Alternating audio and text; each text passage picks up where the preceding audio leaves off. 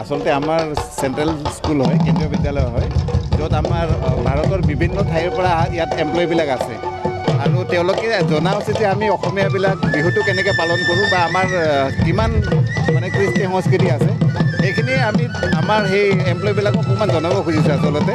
সেইকাৰণে আমি সৰুকৈ হ'লেও এইখিনি আমি ইয়াতে পাতিছোঁ। আমাৰ প্ৰায় 75 ষ্টাফ আছে, তাৰে ভিতৰত আধাতকৈ বেছি আমাৰ অসমৰ বাহিৰৰ হয়। তো তেওঁলোকক আমি জাষ্ট জনাব লাগে যে আমাৰ বিহুটো আমি কেনেকৈ পাতোঁ বা আমাৰ অসমতে কিমান মানে সংস্কৃতি, কিমান বিভিন্ন সাজপাৰ পিন্ধা বিভিন্ন জনগোষ্ঠী আছে, সেইবিলাক আমি তেওঁলোকৰ সন্মুখত নিব খুজিছোঁ, যাতে তেওঁলোকে ইয়াৰ পৰা ট্ৰান্সফাৰ হৈ যোৱাৰ পিছত ক'ব পাৰে যে আমি অসমত এনেকুৱা বস্তু দেখি আহিলোঁ।